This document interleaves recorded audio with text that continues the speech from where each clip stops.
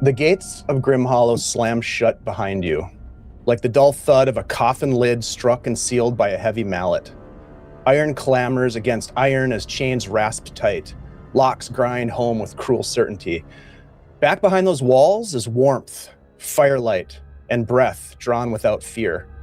What lies ahead is only pain and shadow. A cold wind sweeps across the barrens, cutting sharp, hoarfrost crunching beneath your boots, pale and brittle as weathered bone.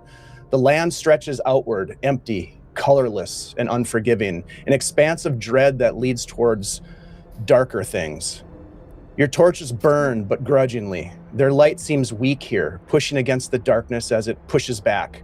Your breath fogs the air in ragged plumes, then disappears, torn from you as soon as it forms. You set off to the north, to the forlorn forest. The barrens give way to scrub, and you meet the vast forest of crooked trunks and knotted branches, festooned with thick webbing. No birds call from within, no wind stirs through the upper boughs. The forest stands silent, ancient, and watchful. You make your way to the crumbling stone wall, recounting the stories. Thalor's supply cache, the river crossing, lumbermen dragged screaming into the undergrowth, a stag, vast and crimson-horned. And you've seen it once before, it knows you. Somewhere deep within the forest, maybe even in your heart, the promise of hope has taken shallow root, the mystic wieldstone, and the rumors that it might help fight back against the Shadowdark. Or perhaps it's simply the promise of coin in return for the trophy stag, rumors of grandeur, rumors of wealth, rumors of an end to the godless Shadowdark. But here's the thing about rumors. They linger, and they tempt, and they lie. My friends, as you find yourselves now standing at the crumbling stone wall, it has taken you 2 hours of travel to get here. Please mark off 2 torches from your inventory. It looks like Kros is going to mark one off. Grimmy will mark one. And Grimmy, thank you. You find yourselves at the stone wall. Please roll initiative. And then add it to the initiative tracker. Do we need to light a third torch now, or is it that last second still burning? You'll need a third to be lit right now. Dave, quick question. Initiative in D20? D10? D20 plus your dexterity, and then add it to the initiative tracker in Owlbear. Oh god, I'm thinking CNC. Holy crap! That's I was like, okay, initiative track. There we go. Okay. Ooh, okay. In our dexterity, so Core, you beast. Nat 20? No, it was 18 plus 2. Oh, it's very nice. Dirty 20. It's a good way to start. Even better. Let's rinse all those high rolls out real quick. Yeah, mine started on 20 for a second and then fell over to 14. I'm like, okay, all right. I'm sure hoping for some redemption for Core after last session and my terrible, god-awful rolls. That was rough. All right, it looks like Crossroads, you have a 21. You're at the top of the initiative. yeah. Whose torches? You hear now? heavy breathing in the distance. We hear heavy breathing in the distance. Who's lighting a torch, by the way? I've got a torch I can give someone, but I'm going to be sword and shield, so... Grimmy will light the torch. Grimmy Okay. does not want to be without this. Yeah, I give Grimmy the torch. Oh, you well, hang on to it. I have plenty. Oh, okay. You might need it later. All right. I want him. I have one. So you have before you the vast of this forlorn forest. There's been a gathering of these people together. Some of you have been out here recently, Korkathar, Crossroads in particular. Bartok, Grimmy kind of joining, and Grieg joining this quest. There's talk of a massive stag. You heard rumors at the Rusty Tankard of lumbermen who were brutalized by this strange beast, a giant of an elk with glowing red eyes, perhaps a crimson crown. There's lots of rumors floating around. There's also the tales that you were told, again at the Rusty Tankard, by the old ranger Thalor, who talked of the mystic wieldstones that somehow hold promise for liberating the people of Grimhollow, perhaps, or at least protecting them from the Shadowdark, which surrounds Grimhollow. You know that from Thalor's drunken tales that he supposedly has a cache of supplies, along with perhaps a map to some runestones that he told you about, along with that supply cache underneath a bridge along the Letheran River. So at the top of the order, with those things in mind, Kros, what would you like to do? Well, first of all, I'd like to see if I'm heading in the right direction to go towards the bridge. Head east, Kros. That's right here. Based on what the man said, the stag may be where we both bumped into each other. When we bumped into the stag ourselves, yeah. Kind of pointed in between the stone wall and the bridge. Now, I'm kind of looking at the map that where Harlan Pike the night before pointed out where they lost Thomas. So probably I'm just looking at who's in the lead. I got my bow and I have my bow and arrow out. I'm not quite sure. I guess we'll continue on towards where we think this bridge is, unless anybody else has a better idea.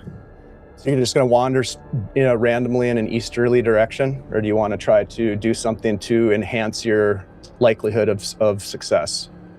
Well, trying to think of listening skills, seeing if we hear anything unusual in that direction. Yeah, go ahead and give me a wisdom check. All right. Normal check for you as you stand and listen. So close. That was a 10. You hear something that is very striking. Complete and utter silence. Not a bird call, not an owl hoot, not a crunch of small animals in the underbrush. Nothing of the nature. This place, as it was last time you were here, Kros, it is absolutely deathly silent. We must be heading in the right direction, because not even bad things are making sounds out there. We'll go next to Core. Yeah, Core's gonna strike out eastwardly. Grimmy, are you taking the lead? Oh no. The torch? No. Okay.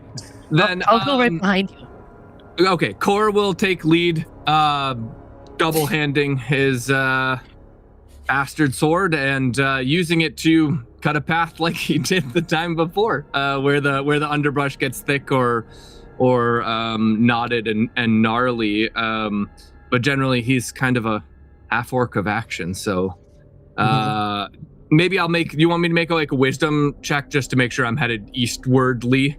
I would. Yeah, I would like you to make kind of like a navigation, so to speak. Yeah.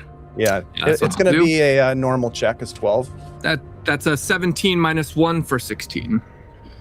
Okay. You get the sense that you're moving in a generally easterly direction, although this place is disorienting.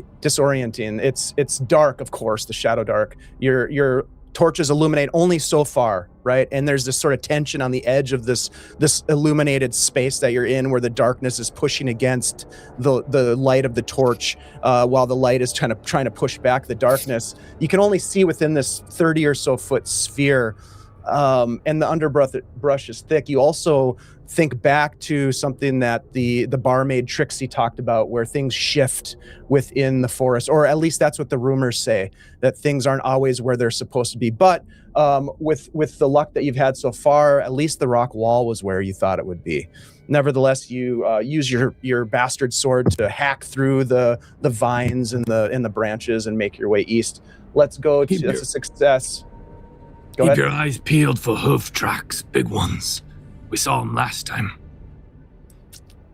Great warning. Grieg, how about you? What would you like to do?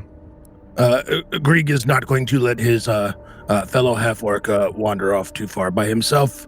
He will take his own bastard sword and start hacking away, clearing path, keeping eye on Core, keeping eye on ground for tracks. Okay. I will tell you this, like we did last time, because we've already had a success with that approach. This one's you can still do it. It's gonna be a hard check this time, so it's gonna be a 15 to make any additional progress with that particular approach. Oh, okay. Sure.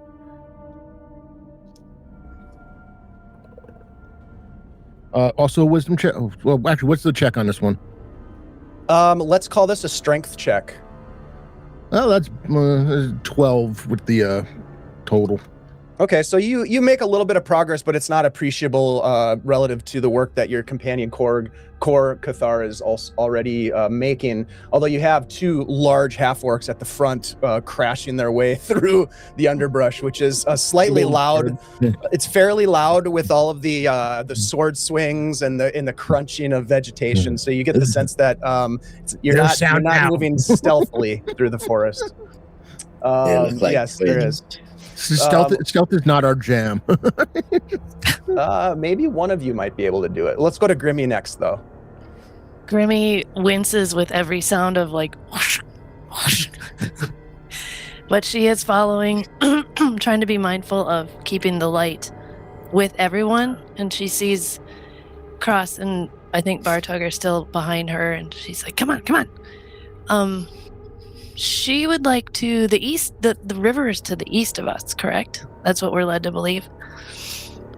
She's gonna sniff the air for any additional feeling of moisture in her nostrils or smells of like dead fish and stuff, water stuff, moisture. She's using her. This is very reminiscent. This is very reminiscent of a previous character's approach to wayfinding. Okay, but she's got a soldier's background this time, so Not she's a sailor. using her. Not a sailor. No. Gotcha. Nope. Okay. But different backgrounds can use their noses. Yeah, And there's nothing that says you can't survival. sniff around. All right, let's go ahead and do a wisdom check. We'll make this this is going to be a hard check for you because this forest is bathed in rot and decay. 13. That does not 13. do it, No. does it? No. You do, however, even though you don't smell, like fish and that sort of thing, you do smell something that, as you're passing by a thicket, something that smells dead, giving off very carcass-like aroma. Do I have a chance to peek in there? Is that my turn? That's your turn, but you could certainly mention it to the rest of your companions. Who's dead? Very to the point. I like it. All right, so let's go next to Bartog. Bartog is going to attempt to encourage the party for the fact that the river can't have moved, so we should be able to easily locate the river. Just stop for a moment and try to encourage the clearing of the way and then pausing so everyone can listen and then continuing on. So I'm hoping to kind of do more of a charisma check. To what effect? To essentially get the, we shouldn't have to encourage the party that we shouldn't be as afraid of the Shadowdark because we're just finding the river, which can't have moved in Bartog's mind. And also to work together to make a bunch of noise and then stop and listen and then go ahead and make more noise again and stop and listen to try to locate the river. All right, let's a charisma check. Okay, go ahead and make a charisma check. This is going to be a hard check. 15 is the target. Operate's gonna kill me. That's a natural 1. Shit. Okay. All right. Do the rest of you just raise your hand when Bartog says this? Are you inspired? Raise your hand if you're inspired. Crossroads is scared shitless. Okay. Crossroads, you stop, the others stop, and both you and Bartog hear something coming in your direction.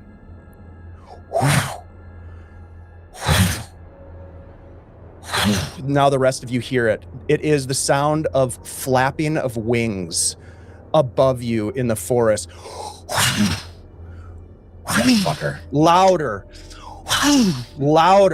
And you get the sense that it's coming in your direction, possibly Bartog, in your in your sort of dearth of inspiration, you look up and you see in your mind's eye something massive and dark come right across the top. The trees bend over, and in supplication, small crispy leaves fall off of the trees and land around you. I would like to get everyone to, we'll go down the line here. What is going to be your response, Kros? As having stated that I was already holding my bow and arrow, as soon as I see anything above me, I would be probably shooting at it. Okay, take a shot with disadvantage. Okay, disadvantage. Okay, come on, Todd. Okay, that's 16 for the first one, just on the dot. Oh, and that is a 17.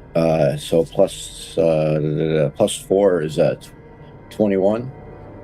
With 20 disadvantage? because it's disadvantage. Dirty 20. Oh, I'm sorry. So 20. So 20. I'm sorry. You instinctively loose your arrow into the sky. It goes into the branches above you, the thick canopy above you, and disappears from view. Core, how about you? I think, we're all kind of acting kind of almost simultaneously here. So as he does that, I kind of go over and naturally motion for Grimmy to lower the torch and kind of almost hunch over the torch a little bit to hide the light, to try and conceal us. Just a little bit, not like extinguishing the torch, just like maybe with my broadsword just over the light so it's not reflecting as high up into the canopy. Sure, just sort of like covering the illumination. Yeah, got it. Can I use like a dex check, or can I just do that? Don't need to roll. Perfect. Yep, you just sort of like put your body in front of it to try to shield it. Absolutely, that's great. To shield some of the light. Mm-hmm. And it works to some extent. You only have the one torch lit at this point, so that's good for now. Grieg, let's go to you. Grieg, look up. That not Stag, and seeing that Core is like huddling over the torch, he thinks that maybe he can do something even a little more effective, and brings over his shield and is like holding his shield over Core over the torch. Okay, nice. Yeah, that's great. That's super helpful to the effect that you're hoping for. No need to roll anything. We'll go to Grimmy next. Grimmy looks up and sees the two strong big orcs shielding her and is very happy and just gets a little smaller, but does not drop the torch. You see the torch shake just a little bit and maybe closes her eyes. Okay. And finally, Bartog, with and taking into consideration your natural one, what is your response? Diving to the nearest brush and taking cover. Okay. All right. Give me a D6 roll, Bartog. 1 through 3 is bad. 4, 5, 6 is worse. Just dive into something dead. 4. Excellent. All right. You take cover in the branches of the thicket. And this all kind of happened in sequence where Grimmy's like, there's something dead there. You try to inspire people. This massive creature in flight, flapping its wings. You dive into the thicket instinctively, and you find yourselves in something wet and sticky.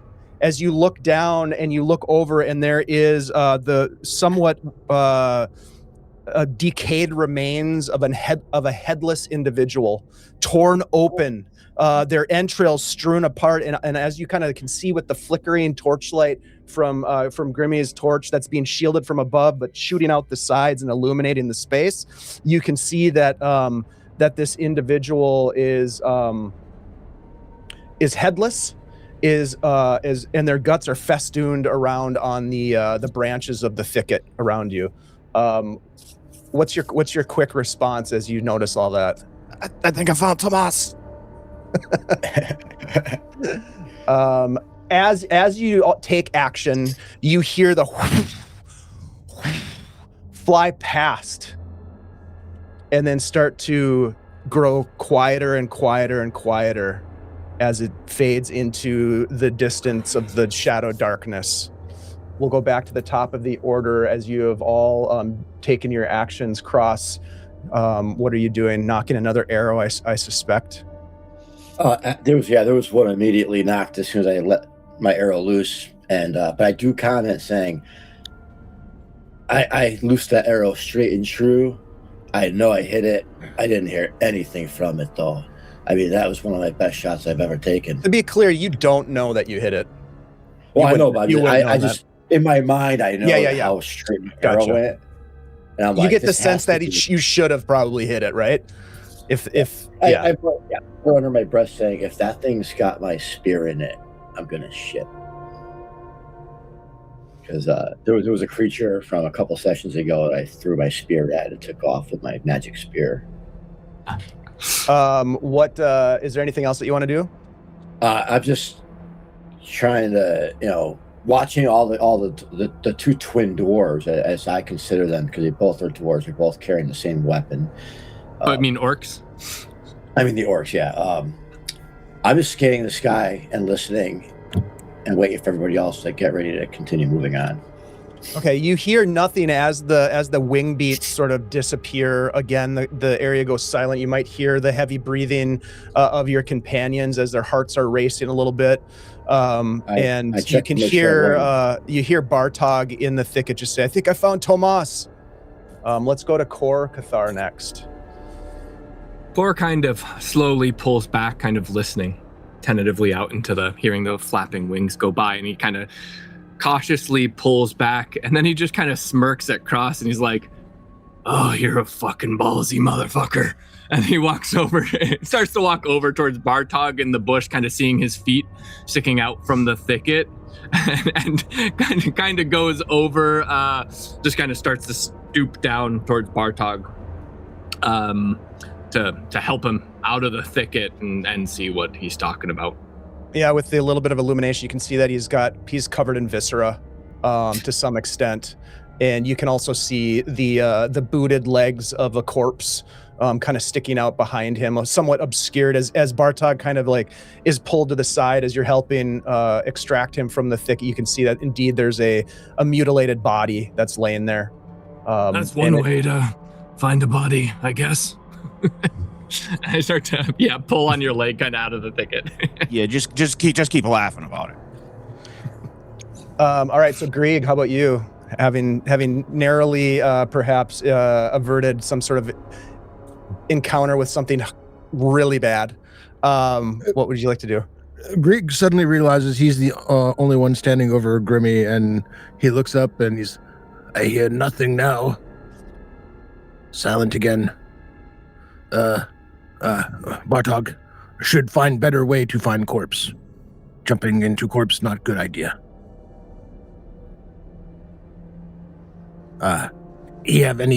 Corpse have anything on it worth saving? You start to inspect the body a little bit, Grieg, with your companions there, as let's say you've extracted the body somewhat to make it more easily searchable.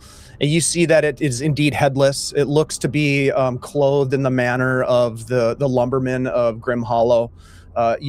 It's headless, so you're pretty sure it's recently fresh. Pretty sure that it's probably Tomas. There is a woodsman's hatchet that is in a sheath on his belt that looks to be fairly high quality. He doesn't have any sort of like personal effects on him, but there is a coin purse around his belt. And if you were to look inside of it, you would find 5 silver and 3 gold pieces in it. He's good coin. All right. What about Grimmy?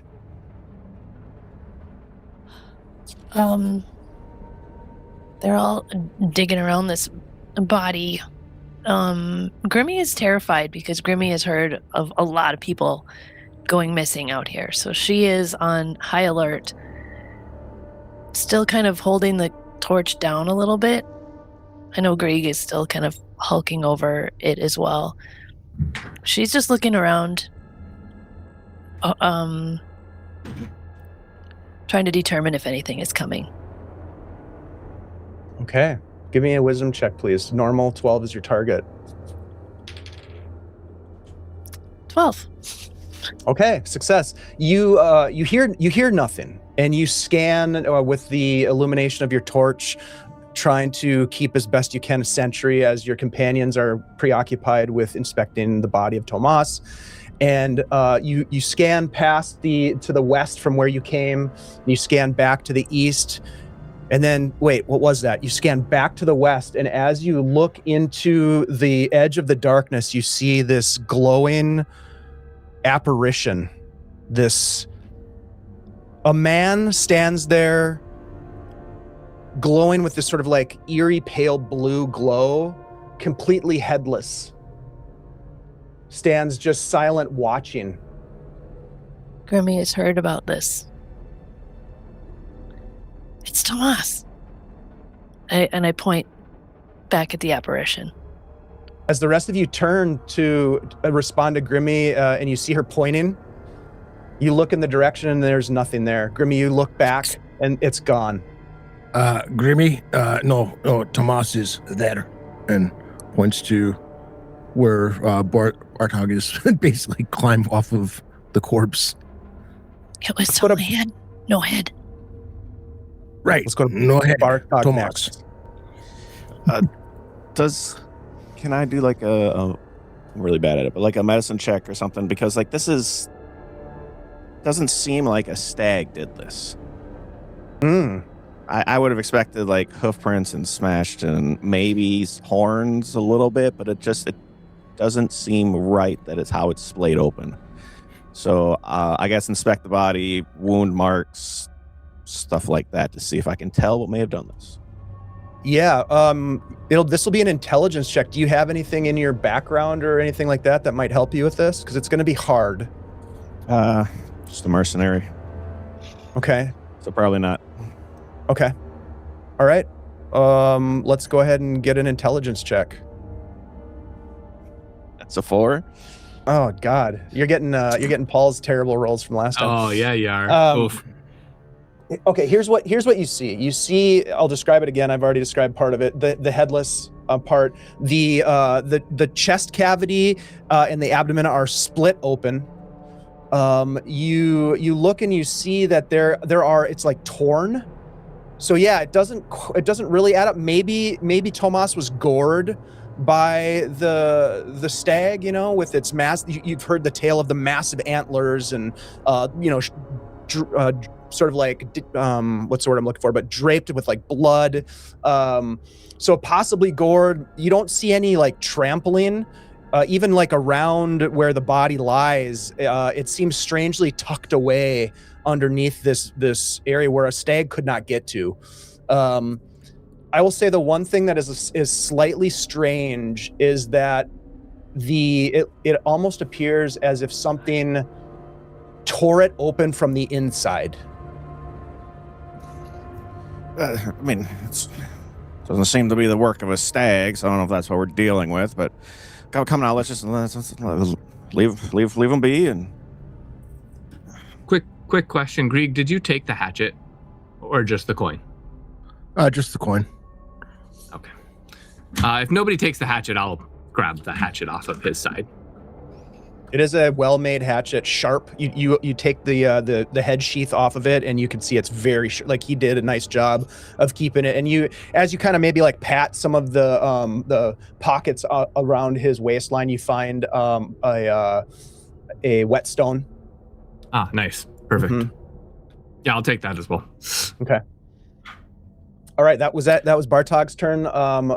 You guys are standing here, this dead body in front of you. You've taken what seems to be useful from it.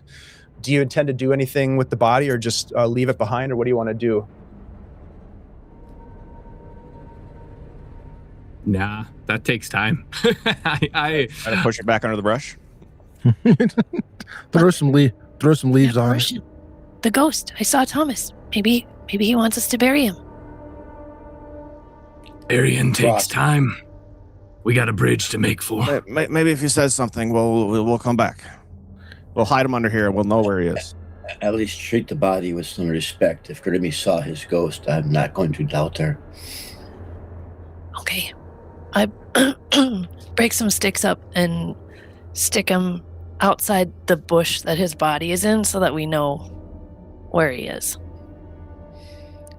Maybe You'll think of it as like a gravestone.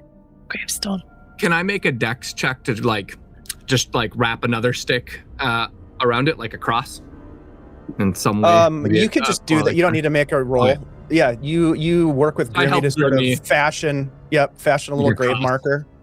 Yeah. Okay. Yeah. Yeah, no problem. You do that. It takes just a couple of minutes. It's easily done. Okay, let's get out of here. Sorry, old boy. Best we're gonna give you. All right. I make my way back to the front. Start moving east again.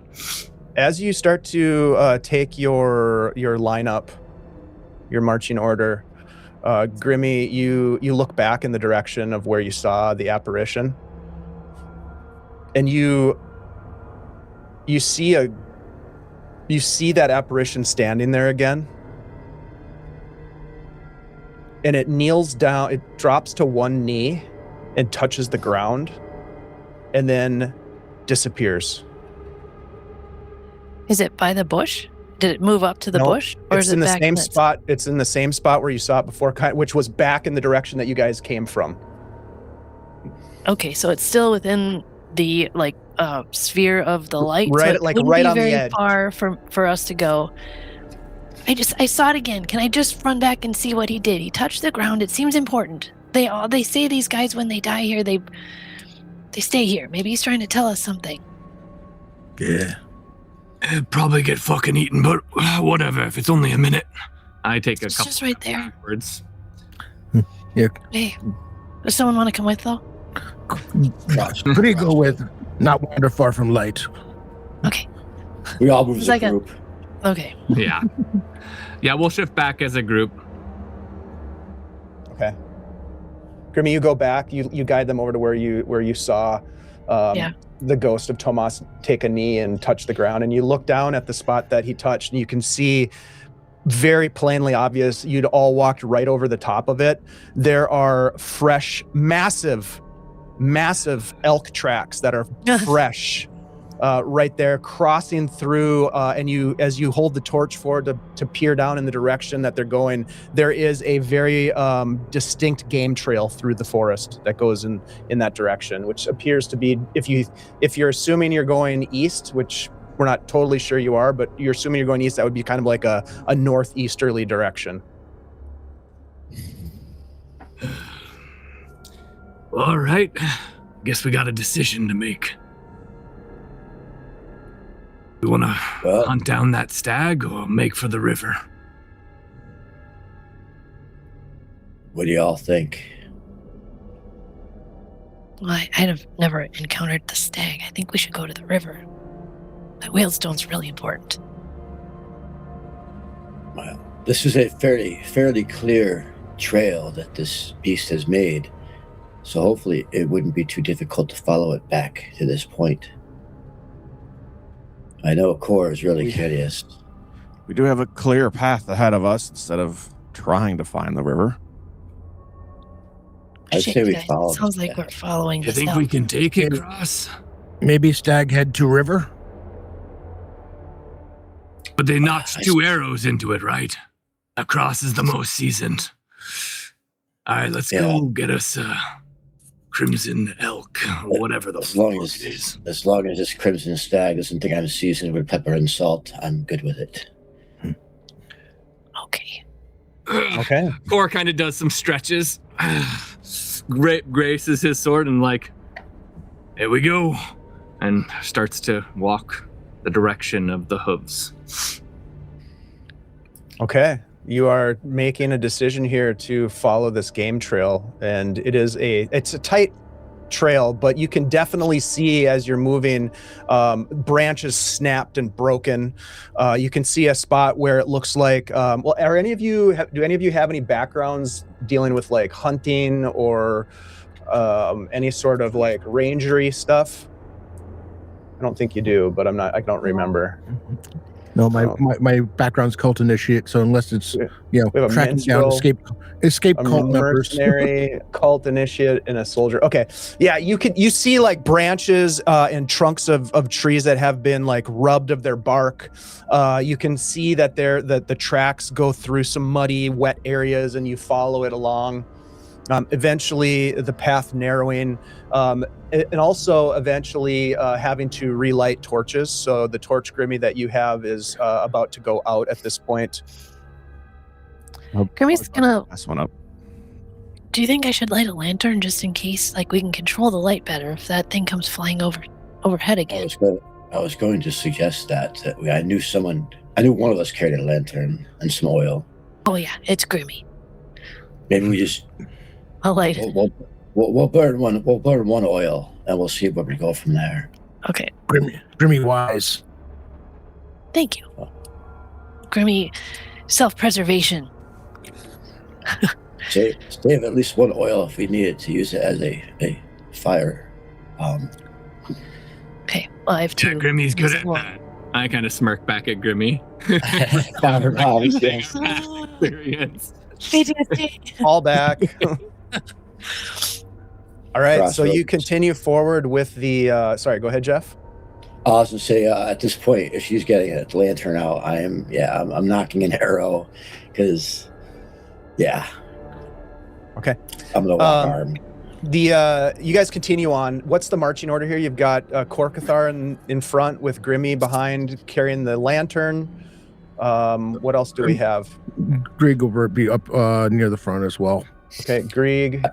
I think I'll be third behind Grieg, seeing as I'm a little taller than the dwarves and I got a bow and arrow. So I'll go third. Okay, and then You would be fourth. yeah. So Grieg and Kor are half orcs, right? And Grimmy and Bartog are dwarves. So we've got Kor, Grimmy, Grieg, Crossroads, and Bartog is the order that I have. That sounds good. Yep. Yeah. The path continues on. It begins to narrow. The trees crowd tightly around you, and you get the sense that maybe you've lost the trail of this stag, but you look and you can see broken branches still, as if its rack was crunching and crashing through the trees. But you're forced to sort of like walk in a single file line. And for those of you who are bigger, why I mentioned the half orcs, especially Grieg. Grieg is massive.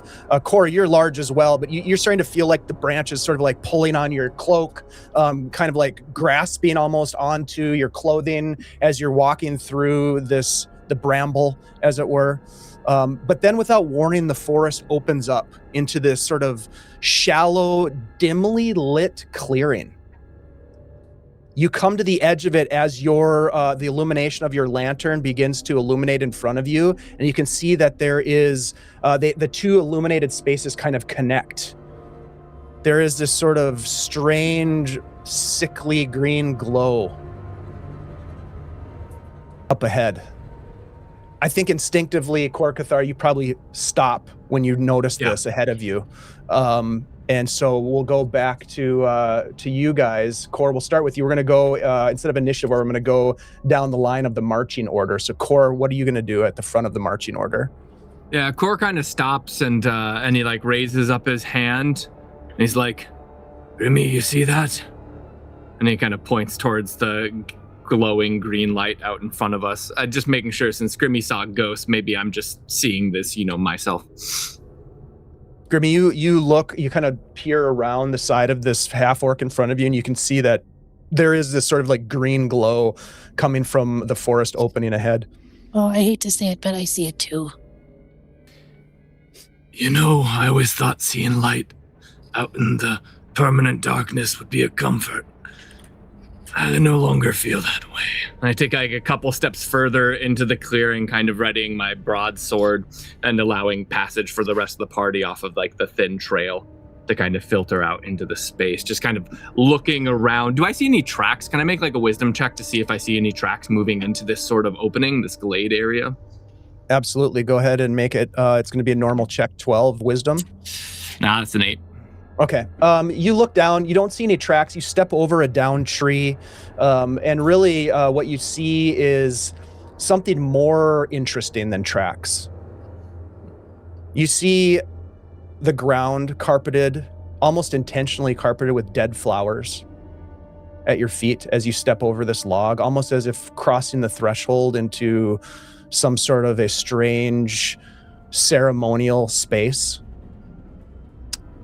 The lanterns illuminate fairly well that there are, you can see 5 of them from the position that you're standing at, giving off this pale green flicker.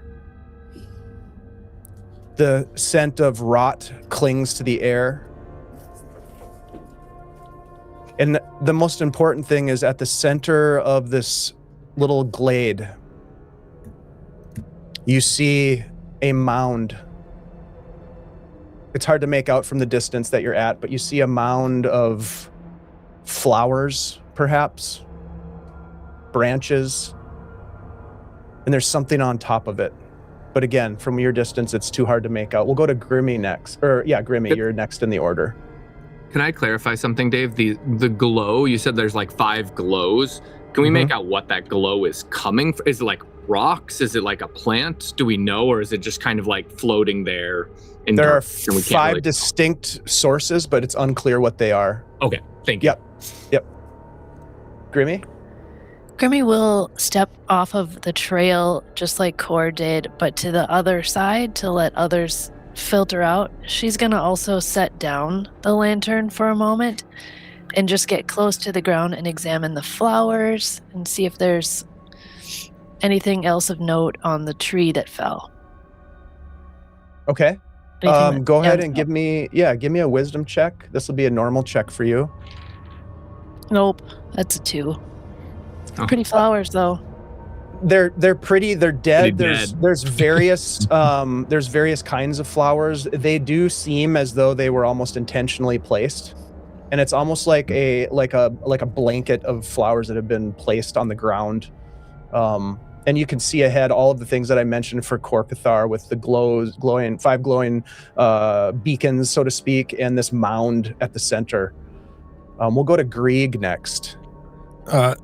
Smelling the dead vegetation and the green glows, Grieg is more than a touch freaked out, though he won't admit it to anyone.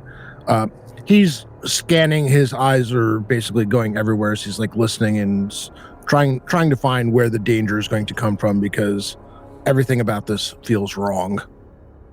Okay. Do you step up to meet your companions at the edge of the glade, or are you hanging back? No, he'll step up to me. Okay. Yep. All right. Do you want to step in front of them, or do you want to be kind of like flanking behind them?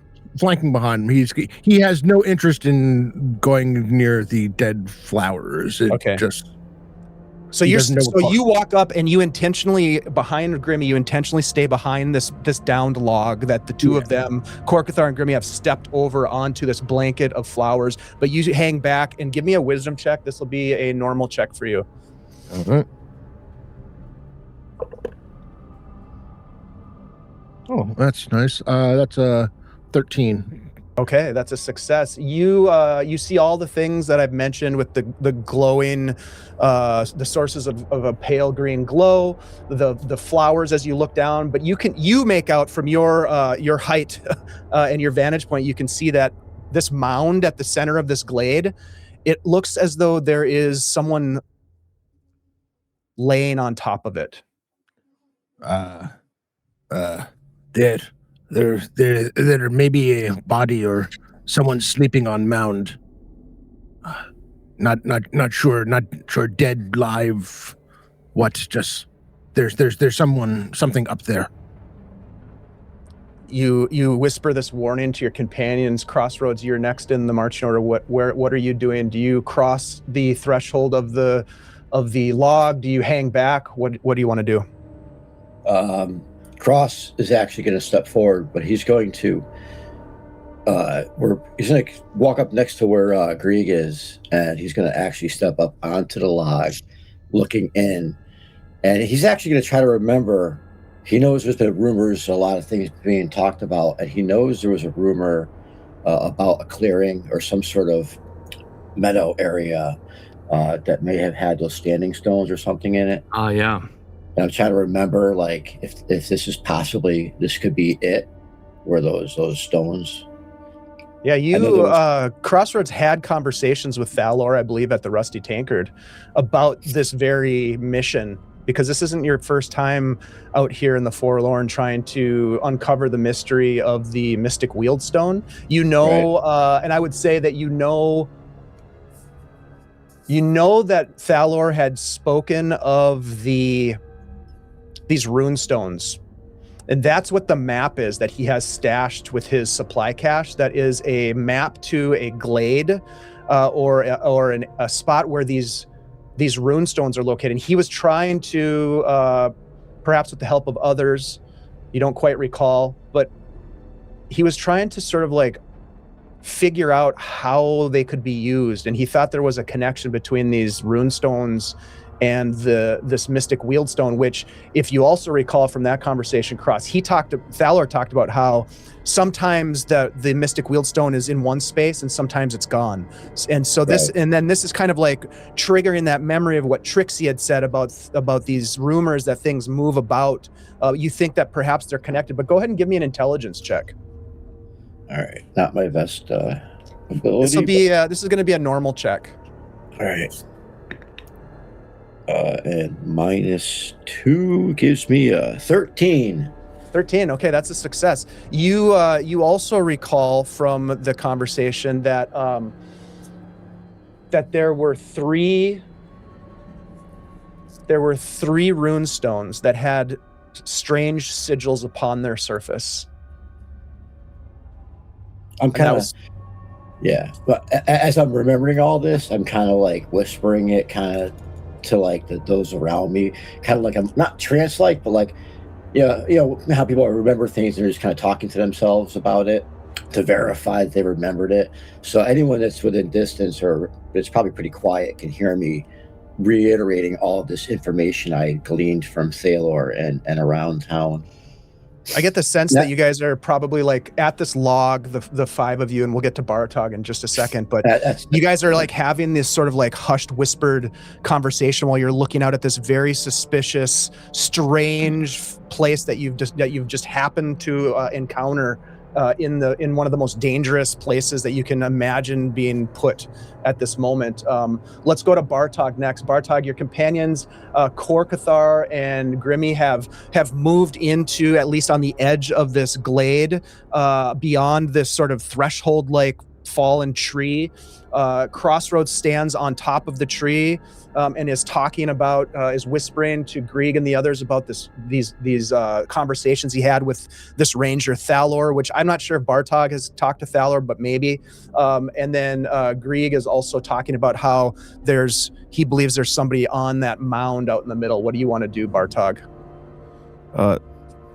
Bodies are a sore spot for Bartog, I think. Them rising up again.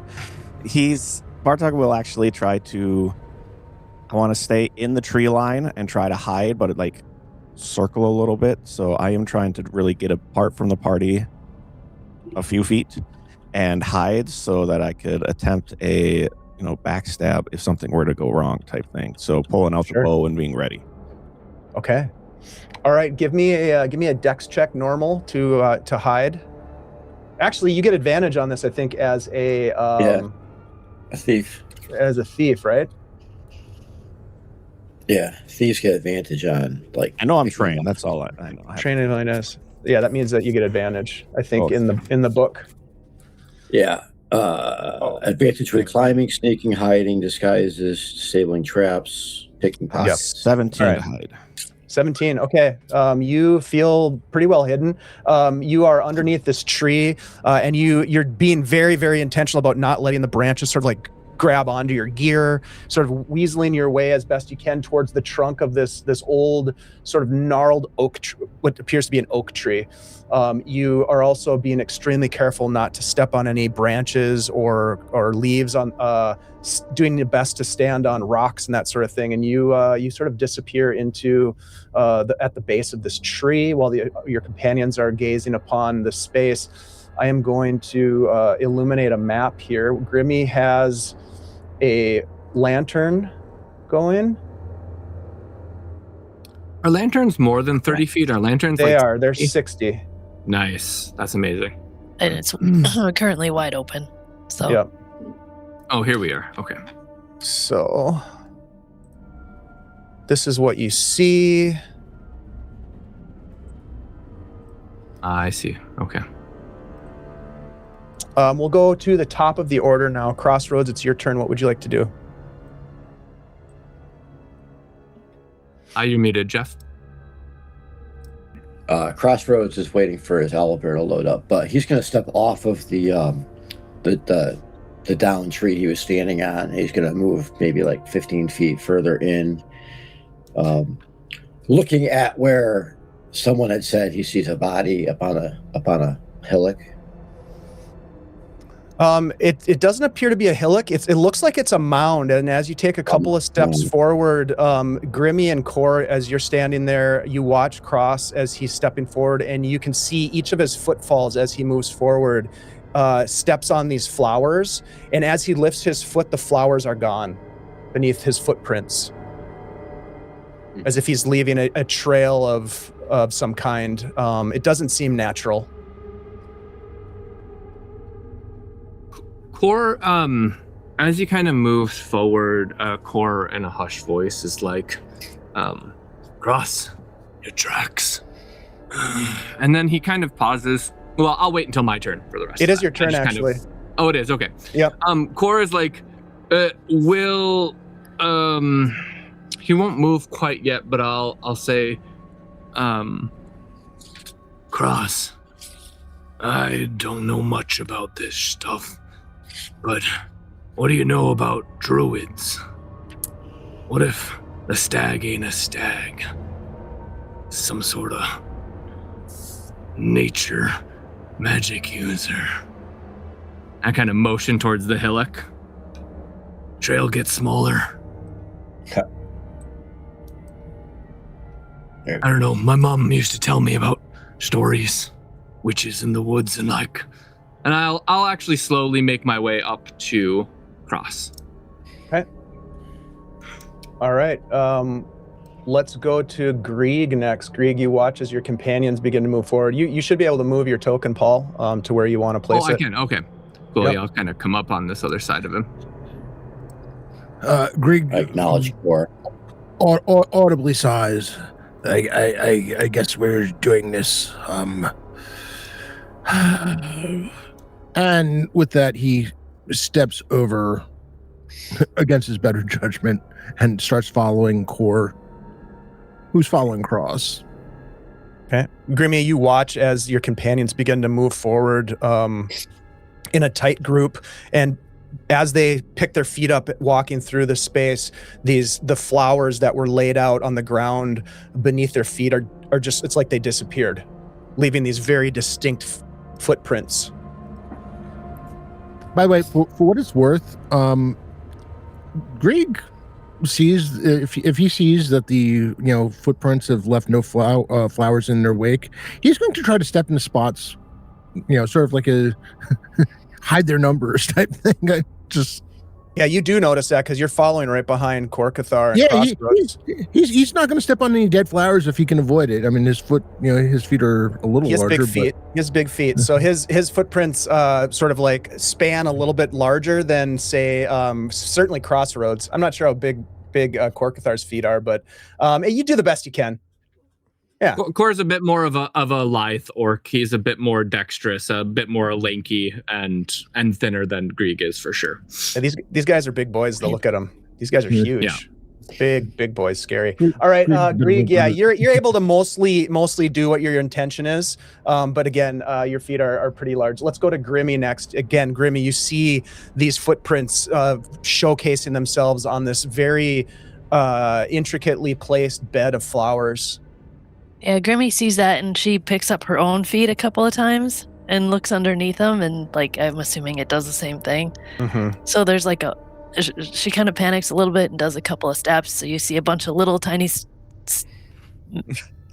missing flowers, and then I will kind of sidestep over with the lantern and try to follow the same giant, far apart steps that the orcs have done.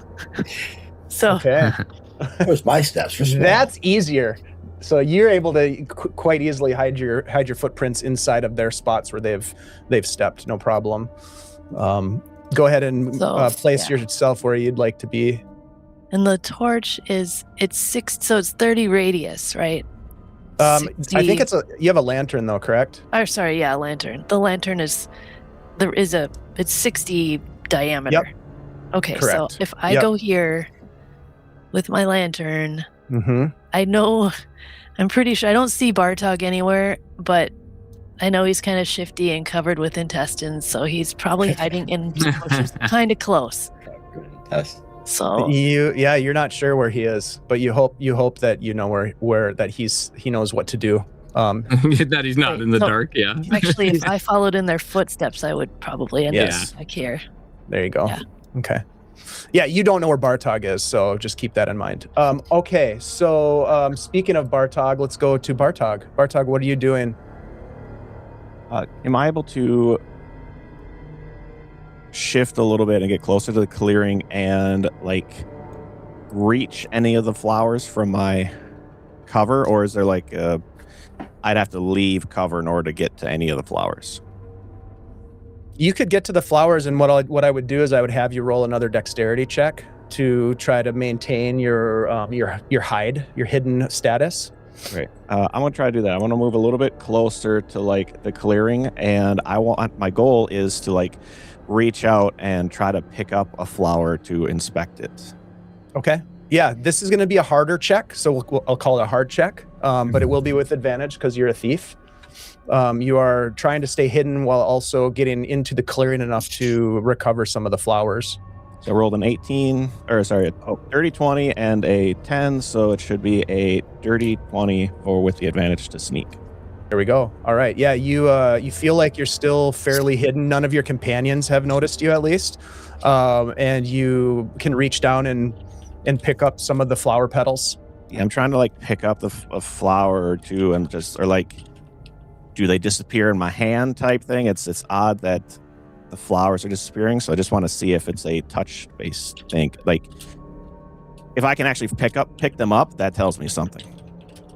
Yeah, you reach down and you grab just one, or do you grab a handful, or what do you? I probably went for one for a stem, and all the petals came off, so I probably try to grab a few petals as well to see what happens. Yeah, you pick them up, and they're black and gray, and they're kind of dried and crusty. And as you kind of look at them in your hand, they just disappear.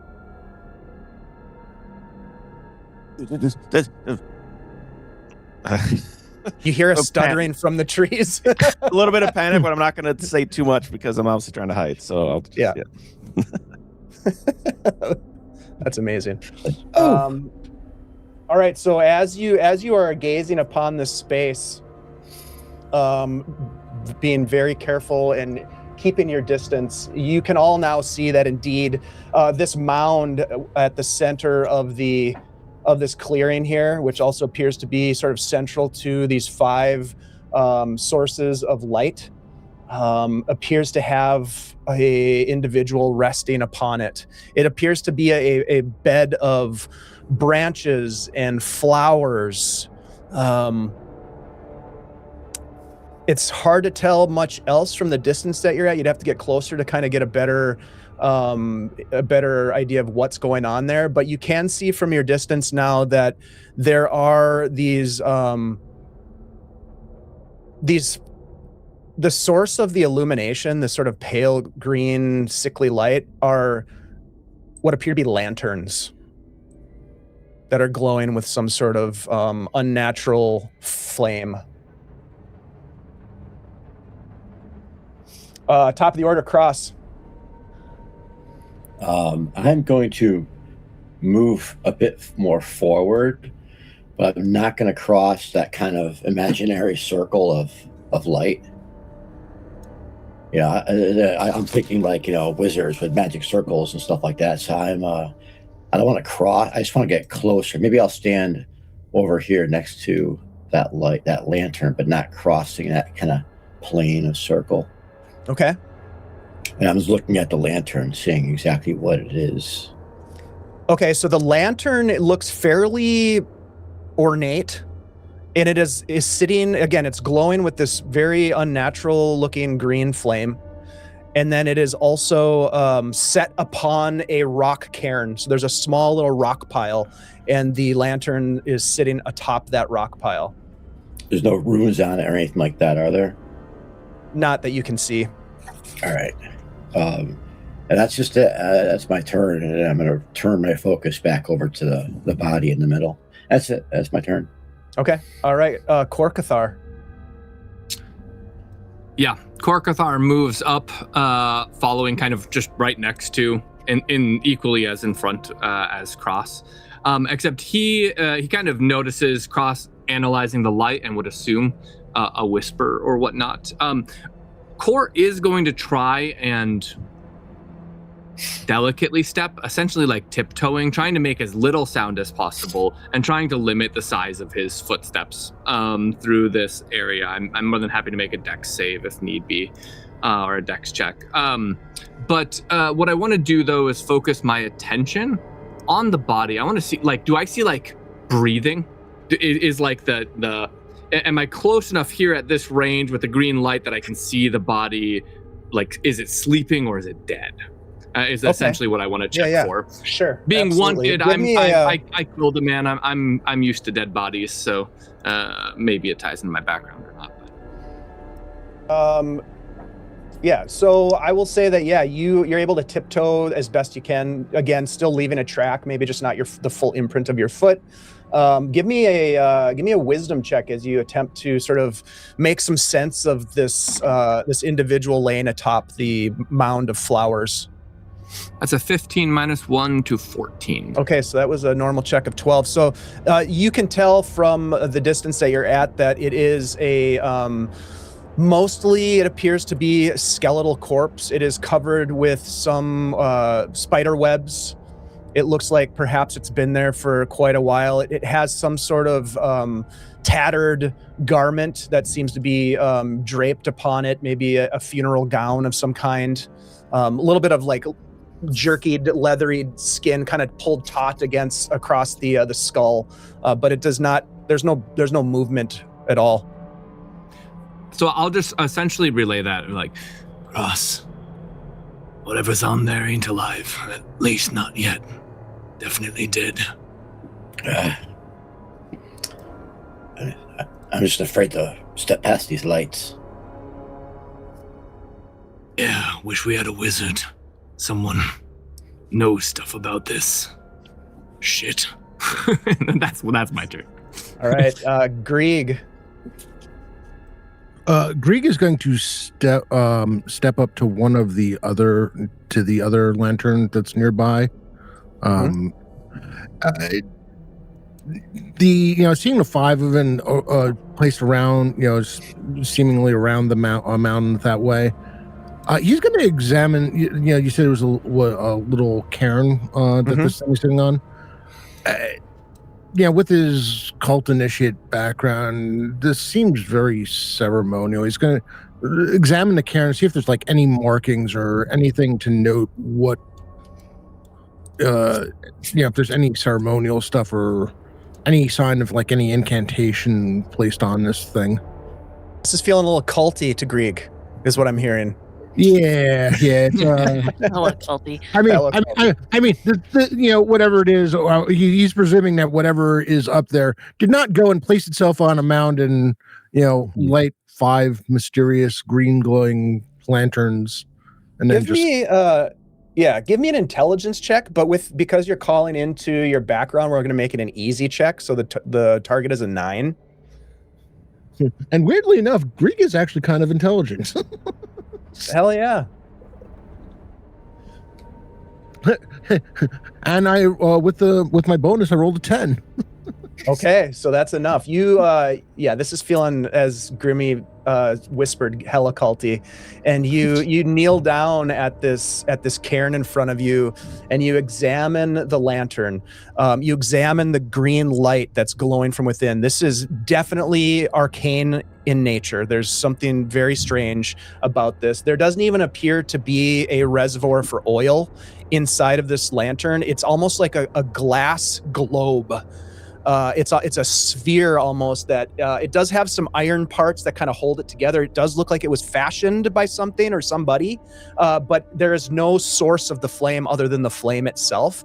There doesn't appear to be anything visible. It doesn't look in terms of like script or sigils or anything like that. And it doesn't look like this globe, this lantern is affixed to this cairn pile, but it does look like these rocks were intricately placed. They fit together almost like like the walls of the Incan ruins in Peru. I mean, it is so tightly stacked. It looks like it was almost cast in place. This rock cairn.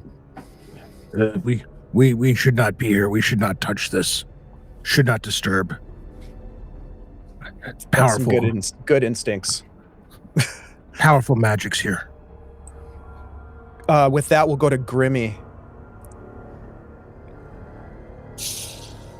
Grimmy, I think, is so scared at this point. She is willing to do just about anything to, like, get out of here. So, Grimmy's gonna walk up with the lantern. She's gonna snap this bush right here. Maybe it's not really there. Is there a bush kind of around that she can snap a long stick off of? Sure. Yep. Absolutely. Okay, so we've got we've got a decently long stick now, and I am following in the footsteps up to where I can no longer stop following the footsteps. Then I'll hop out of the footprints, and move a little closer. Oh, you're crossing the line. I crossed it, but I still have everyone in the light. As best you can tell, you have no idea where Bartog is, other than you might have gotten a little bit of an inkling. Some stuff. I heard him going, a little bit ago, so I knew where he was. Some stuttering in the trees. Yeah. Core just kind of like raises an eyebrow at Grimmy's boldness and kind of looks at Kros.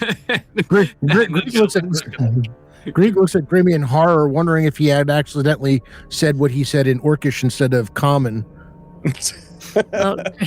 Grimmy, is there anything that that you're doing? Grabbing the branch from the shrub is that's not an action. So yeah. Is there something you want to do? I cannot physically go any closer to this body, but I've got the stick. So I'm kind of, I would like to sweep. Why can't you? Because I'm scared as fuck. Okay.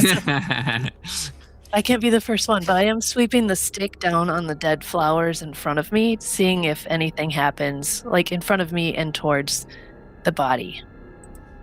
Oh, interesting. Okay, so yeah, as you take that stick and you sort of like, you're disturbing the flower petals on the ground in front of you, like scratching at them with the stick.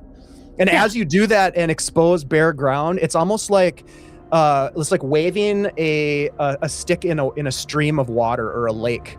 It like makes a ripple effect almost, and then those leaves are gone. It's just like they disappear. And it's just bare ground where you have disturbed the flowers. You look back behind you, you can see your footsteps also, just bare ground footsteps as the flowers are just disappearing as they're disturbed. Okay, that's not what I thought was going to happen, but I'll do a little bit more, whatever I can accomplish on my turn, sweeping an area out around me. Windshield wiping the ground. Yep. The abject look of horror on Grieg's face. Desecration. Yeah, this is desecration. Yeah. Grimmy, as far as Grieg's concerned, Grimmy's on her own. All right. Well, with that desecration in motion, let's go over to Bartog. Bartog, what are you doing over there?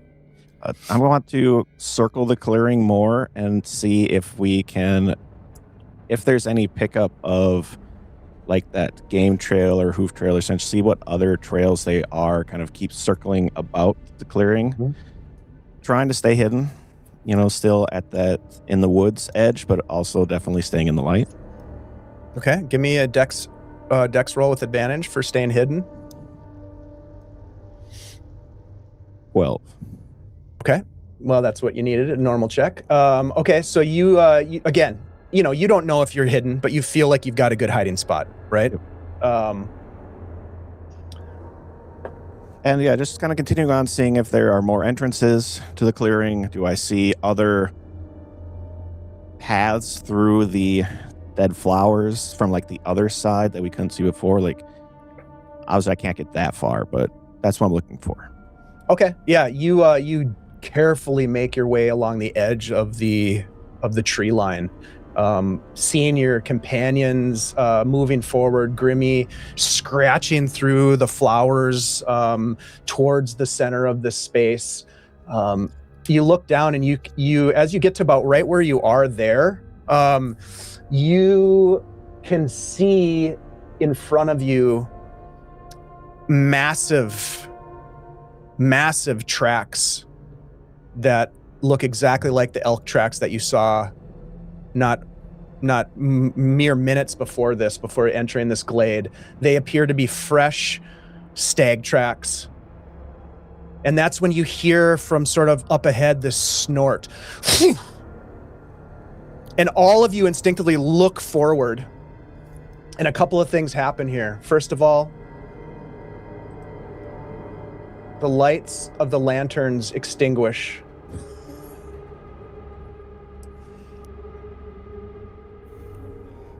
And you all hear this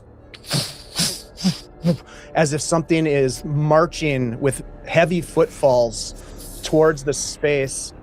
I want everybody to roll initiative, please. Oh.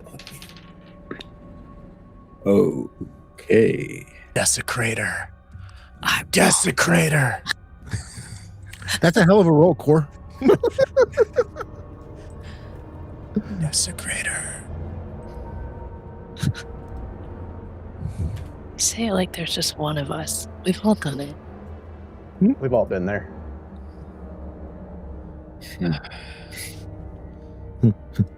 Grieg, this time in Orcish says, I hate when I'm right. Okay, everybody's in there? Yes. Okay. Alrighty then. So here's what happens. You hear the hoof falls of something coming, and you watch as something emerges from the darkness. You can see it just in the light, the glow of your the lantern, as the flames of your lantern flicker, Grimmy, as if responding to the presence of this creature. This particular beast in front of you, without a doubt, is the fabled crimson stag that you've seen. It is this massive beast that stands tall, much taller than your half-orc companion Grieg. It has these sort of hollow, opaque black eyes, and it has this glowing red, almost crystal-like circlet upon its brow. Black ichor dripping from its chin, and it stampedes towards you. And at that same time, you hear from the shrubs around you this sort of like snapping of branches, and the branches almost seem to come alive around you. And we will adjudicate the stag first. The stag is going to race forward, Grimmy, and is going to try to gore you. Can I tuck and roll? You're gonna have to tuck and roll, I think, to avoid this one. All right. Let's see. That is a 16. Oh. Yeah, it hits. 16 hits. All right. Roll me a d6, Grimmy. Okay. 1 through 3 is bad. 4, 5, 6 is worse. Oh boy. 6. Oh boy. You are going to take 8 points of damage as you are thrown to the ground. The rest of you see this happen all at the same time. This beast comes barreling out of the darkness as all the lights of these lanterns go out. It crashes towards the torchbearer, Grimmy, who has just been scratching with a stick in the flowers. Gores Grimmy. Grimmy goes flying through the air, is sent back 10 feet as this thing sort of like runs past and sort of like stops. The torch flies through the air. Or the lantern. The lantern flies through the air, smashes on the ground, and there's a small little of flame, and then it burns out and is complete darkness. You hear as these creatures start to emerge from the undergrowth. There's one that's going to attack Core Cathar. That is a natural 1. It misses you horribly and just kind of like walks right past you. Then there is the second one on Grieg. That is an 18 to hit. That hits. For 3 points of damage as you feel this sharp claw rake across your leg. Let's see. Number 3 is on Crossroads. I don't think that's going to hit. That is a 7. No. And the last one is on Core Cathar. Okay. And that is a 16 core. 16 hits, yep. 16 hits, okay. And that is 3 points of damage as well as you feel that sort of like piercing and slashing across your leg. It is complete darkness, guys. So you're gonna have some disadvantaged situations here coming up. Let's go to Core. Core's lighting a torch. Give me a dexterity check. This is gonna be, we're gonna call this disadvantage. And it's going to be, we'll call it a normal check at disadvantage.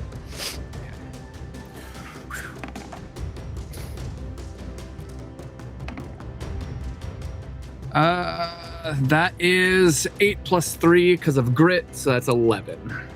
11 does not quite make it as you are fiddling to try to get your flint and steel out of your pouch and trying to light the torch. It's just not happening. And we'll go to Crossroads. Obviously, I can't tell what my other companions are doing because it's dark. So my first reaction is to grab my torch out of my waistband, and I'm going to attempt to light a torch also. Okay, give me this will be a normal check at disadvantage. Dexterity? Yes, please. Okay. At disadvantage, right? Yes, sir. Okay.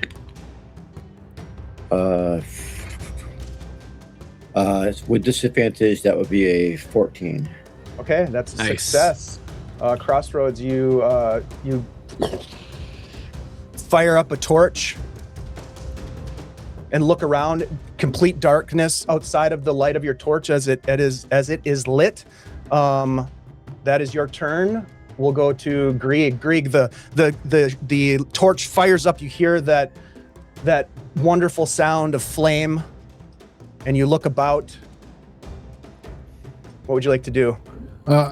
Grieg is taking no chances. Grieg is lighting another torch. Okay. And give me a. Actually, you don't need to. It's not made with disadvantage. You just use your action to light a torch. Mm-hmm. There you go. You light a torch as well, illuminating the space. You look around. You don't see the stag. You don't see the creatures that attacked you. Seem to have either disappeared or you don't even know what they were. But you look around and you see no targets. That was your turn to light the torch. Grimmy, how about you? Grimmy's getting up. She was also going to light a torch, and I think she still will. Okay. And look around. Okay. Another torch is lit. You look around and you can just barely make out the funeral mound here at the edge of the torchlight. Do you want to move at all, or do you want to stay put?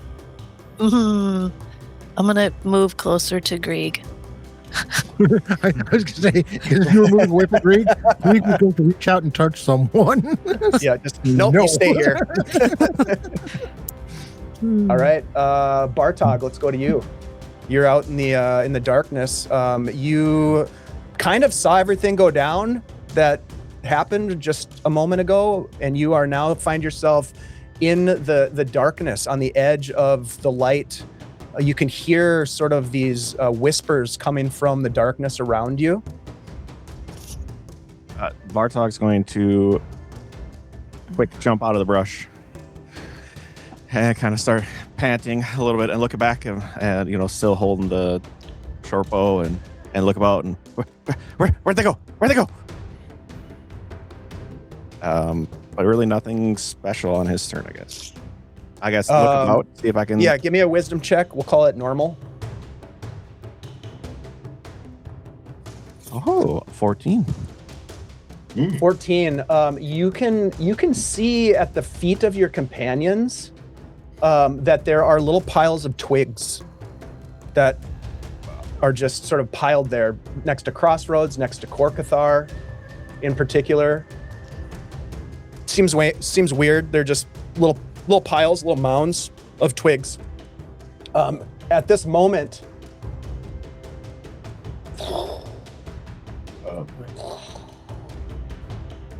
the lanterns begin to glow again with that pale green light, and you see on the edge of the clearing the stag, and it just snorts, looks at you. We'll go to Korkathar. All right, boys and girls, let's have some fun. Korkathar is also going to light a torch. And he's like, all right, you fucking beast.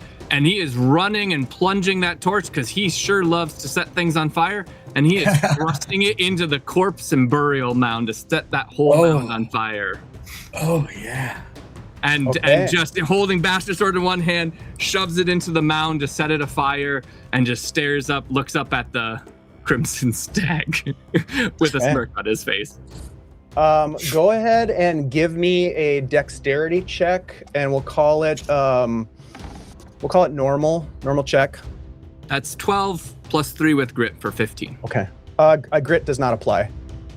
Oh, I thought grit But it's still a applied to success. all rolls. No, sir, it does not. It just saves. Yep. Okay, so 14. It only applies to opposed saves. checks. It's Okay. an opposed check. That's what I thought. Yeah. All right. Yeah. Contested check. Yep. Okay. Yeah. You race up, and here as you start to put the flame to the corpse and the burial mound, you can see a couple things that you hadn't seen from the distance that you're at before. You can see that it is definitely a woman's body that lays atop this mound. Flowers piled up in some ceremonial fashion. Her hands sort of clasped on her chest in a very sort of like gentle repose kind of what's the word I'm looking for? Pose, I guess. Her bony hands, you can see that there is an oddly shaped fist-sized stone that she holds in her hand.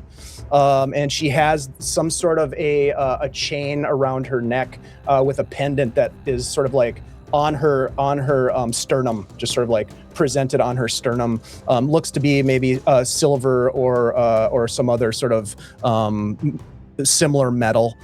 Okay, that is your turn as you begin to light this.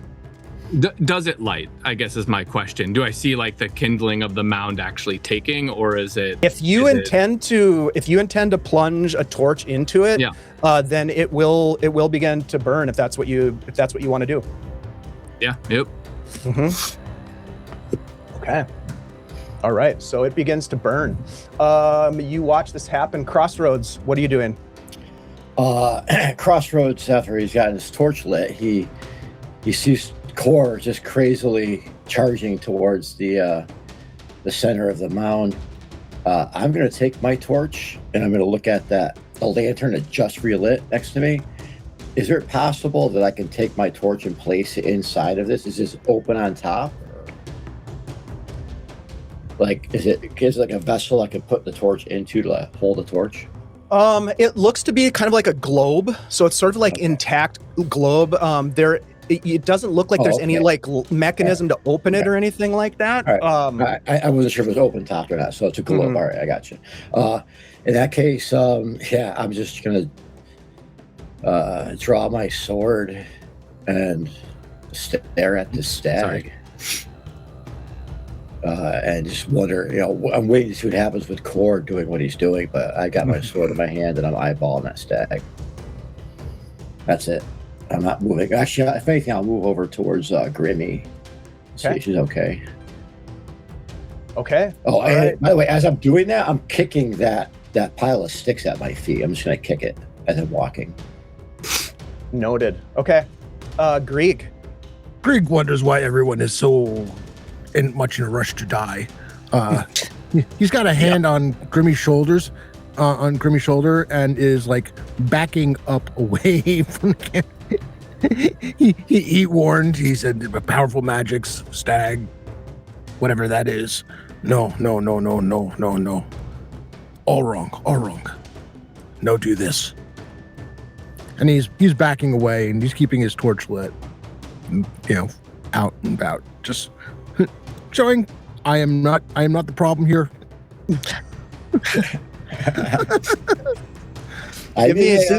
Give me a charisma check just for the hell of it. Normal check. That's a 14. A 14. Okay, yeah. You're trembling at this moment. Grieg wonders if everyone's lost their mind, so he's like, "It's me." You've got some very proactive, maybe crawlers in your midst, I suppose you might say, or maybe they have a death wish. All right, so you sort of like, basically what you're trying to do, Grieg, is sort of like not be part of the problem. Yeah, no, he's backing off. He's got absolutely no intention of stepping in that circle. If you're in that circle, well, whatever gods you pray to, I hope they can find you through the darkness. Nice. All right, Grimmy, what are you doing? Is there a pile of weird sticks next to where we're standing? Yeah, right about here. You can see my pointer. Yep. I think as Grimmy was flying through the air after being gored, she saw those creatures stand up, so she might know what that was. And if she can, it sounds like Grieg is kind of trying to pull her back, so she can just kind of like reach and light that pile of sticks on fire before she gets pulled out of range. The audible sigh that comes from Grieg at the yeah, she saw her brother in flame start it up, so she's going to. Do you have a source of fire, Grimmy? I have a torch. I lit one the last round. Okay, you've got a torch in your hand. Okay, yeah, you can easily do that. Not a problem. You light the sticks on fire. Yep. As you do. Those sticks are on fire. By the way, at that point, Grieg's hand comes off of Grimmy's shoulder. You're on your own. I was moving back with you though. Just trying to reach. That's cool. Fair. All right. Let's go next to Bartog. Bartog, your companions are starting to light things on fire. Burn it down. So far, this has been every mission with Core. So usually it's my allies. He though. This does is the like first time fire. I haven't burnt my allies. I mean, if we light the entire forest on fire, we don't need torches anymore. Yeah, exactly.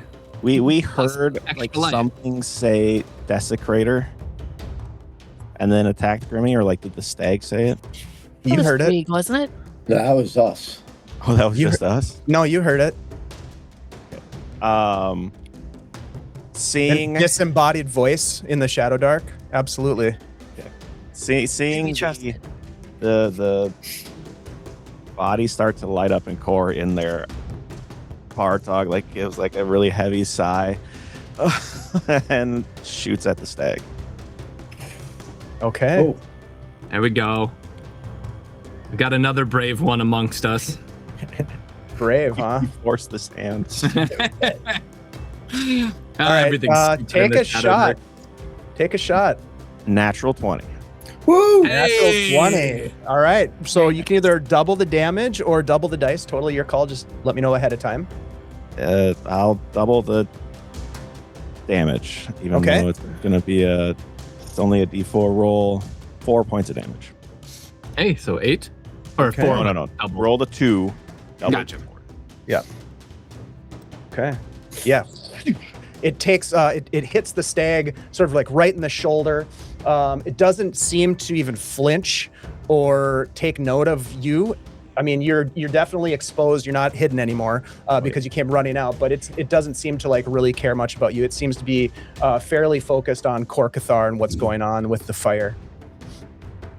All right, so that is the end of that turn, and at the top of the initiative, at initiative count 20, we have these creatures rise up from these piles of sticks. One of them on fire, not rising up, and they are going to move forward on your individual. So number 1 is going to go towards Grimmy. I don't think that's a hit. That is only an 8. I believe that does not hit you. One of them on Crossroads, that is a 16. Ooh, that hits. For 2 points of damage.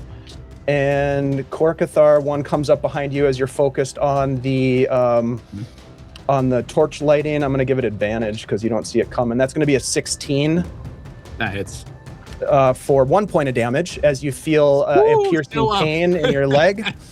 And then the stag is going to race forward and try to gore you as you are holding your torch. Successfully. Yeah. Whoops. No. That is going to be a 16 on the die. Hits. And that is going to be 4 points of gore damage as you are thrown back 10 I'm also feet down. and go down. Oh. All right. What is your what's your con Con is bonus? -1, baby. Yeah. Oh no. Okay. Oh yeah. I have your death counter going. How the dice gods go, you know? That's counter. Or just you're dead. Probably okay, so dead. that happens, and then the let me just see here. That's them. The stag kind of stops at instead of running through like it did before, it stops and it turns towards the torch that's sort of like burning, and it starts to sort of hoof at it and scrape at the torch and pulls the torch out of the flame. It's still sort of like charred, but it drops to the ground. The flame does next to it, and it stomps on it and puts it out. That brings us to Core.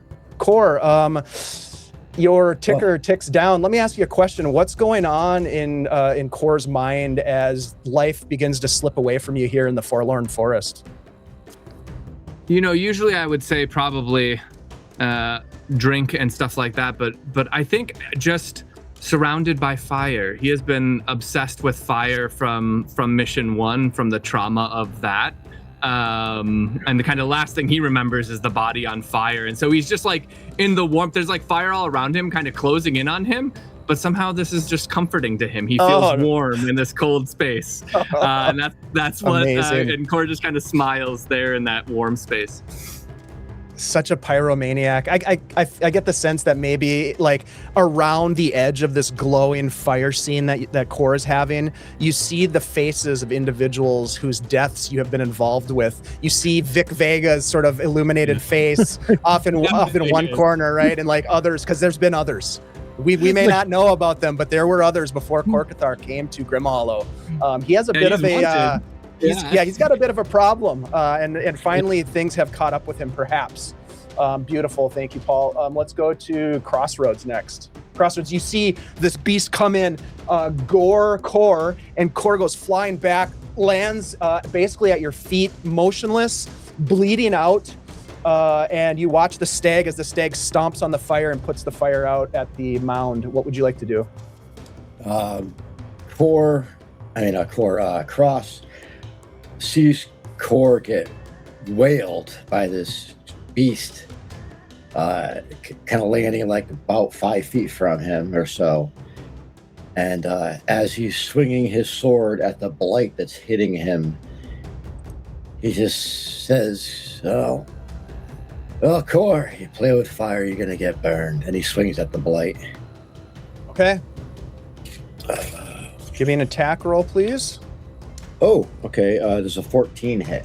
It does. And you don't need to roll damage. The thing is dropped in a pile of sticks at your feet. If I could move, Mm-hmm. I'm gonna come around the backside of. Actually, I'm gonna move over here. No, I'm gonna stay where I am. Screw it. Stay where I am. Okay. All right. We'll go to Grieg next. Yeah, Grieg, seeing Kor drop and the fact that Kor is still within the hallowed area or the unhallowed area, however you want to look at it. Kor, his fellow half-orc, is on his own, and he's going to continue backing up because he wants no part of this unholy or ritual type thing here. He warned them. He's seen this kind of thing before, and we'll remember you. Kor, Grieg, give me a wisdom check with advantage. This will be a normal check. All right.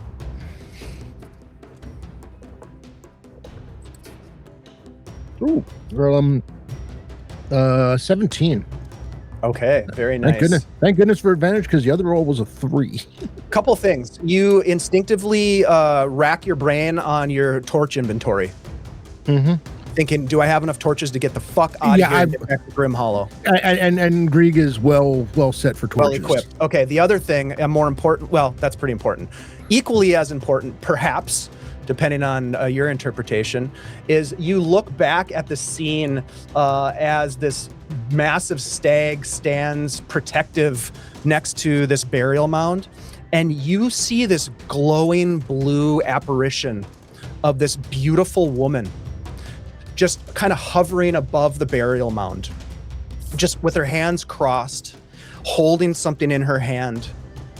And she just looks at you. No one else sees this except for Grieg. Grieg, she just looks at you with sort of an understanding. Grieg bows his head, kind of a ceremonial bow, and just watches to see if anything happens from it. He's not coming any closer. Mm-hmm. The only thing that you see happen is that she then sort of like fades back, almost as if she's like laying back down. And you can see now that the figure that's laying across this burial mound is glowing blue. It's just giving off a blue glow. So would Grieg understand enough to understand that is, somebody had mentioned the possibility of the stag being a druid. That's the stag's woman. It certainly appears as though the woman is significant to this beast. Yes. Uh-huh. Yeah. He just keeps saying, he's protecting her. He's protecting her. He's protecting her. All right, Grieg, that's your turn. Grimmy. Grimmy's got one of these little creatures right in front of her, the blight. Yes. She's got a torch in her hand right now, so she's gonna try to light it on fire. Yeah. All right, give me a dexterity-based attack roll. Oh. Would it be strength? That's a 10 minus 1, so 9. Okay, you swing the torch like trying to hit it, but it sort of like dips out of the way as it's coming at you again. You make an attempt but miss. Crap. Let's go to do you want to move at all, Grimmy, or do you want to stay put? Yeah, I think I want to circle around this way. No, fuck no. I'm gonna stay right there. I'll stay right there. A lot of debate. Yeah. No, I'm not going that way. I'm not going that way. I can't go that way. Doesn't want to go this way. All right, cool. Let's go to Bartog. Bartog, you seem to be over doing your own thing over there. What would you like to make happen here in this moment?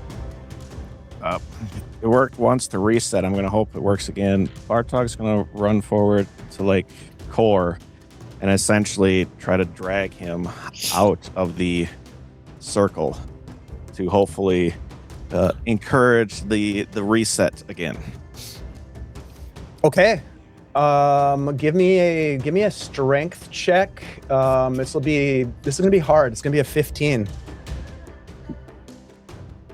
Big boy. 4. You just grab onto like his collar of his cloak and just like his leather armor and just like trying to pull him, and you make a little bit of progress. We'll say you get not quite outside this what you guys have identified as some sort of threshold connecting these lanterns, but almost. You drag him like a foot or two. Just go back to sleep. Go back to. I'm trying to like hoping it shuts down. All right. With that said, we'll go to these blights first at the top of the order. One of them, that Grimmy that you're sort of engaged with, is going to try to attack you. That's going to be a 5. That's going to miss. This one here is going to race forward. You know what? It's trying to help its buddy. It's going to race towards you, Grimmy. And that's a 6. It misses as well. Both of them miss, these little buddies. And the stag moves forward.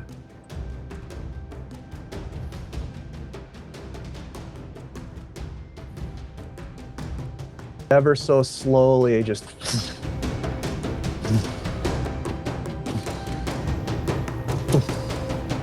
now looming over Korkathar. Bartog, you're pulling and you look up and you see this massive, it's just this black ichor dripping down onto your companion who lays lifeless in front of you. And it takes one of its hooves and it places it on top of Korkathar's chest. And then it snorts, and it just snorts this steam and black ichor that rains down upon you. You've been covered in a lot of gross shit tonight. And that is its turn. We're gonna go to Korkathar. I'm gonna knock your timer down again.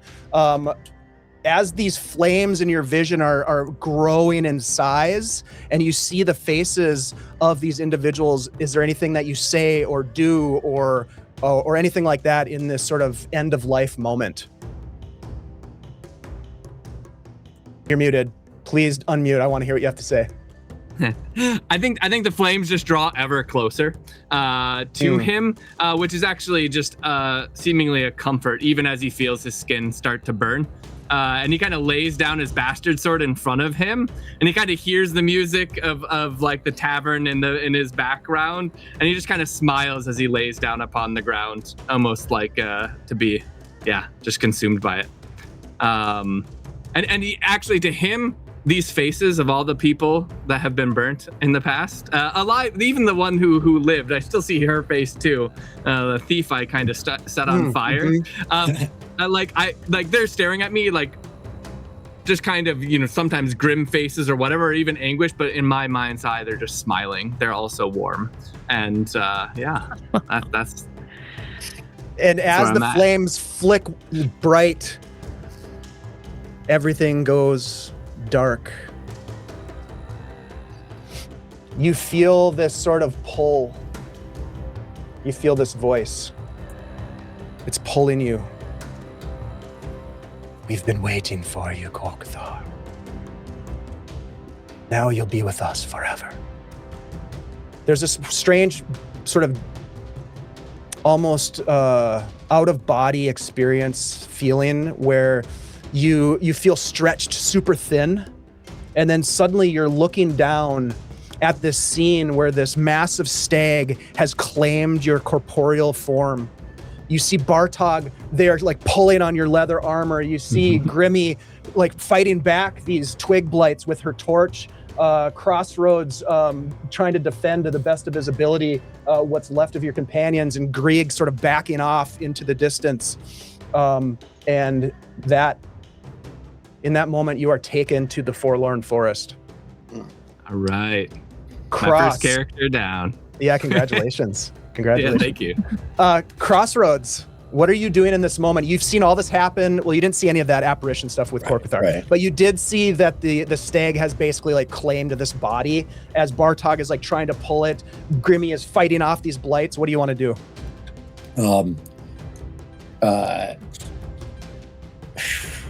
Well, at the current moment, he is trying to kill these blights, but he will be speaking as he's doing it. So the first thing he's doing is swing at this blight, blight number 1 that's right by his feet. Okay. What is that? Does a 13 hit? Yes, it does, and you don't need to roll damage. It is crumpled into a pile.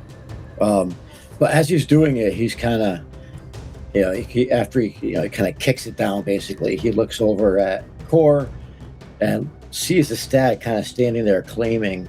He knows he sees the intent, and just kind of says to his companions, "I think one death is enough. I think this animal is misunderstood and doesn't need to be killed. I think it needs to be helped or cured." And he's just going to kind of jump down or kind of move over to where Grieg is with his torch. Okay. And says, "I think it's time we get out of here." Okay.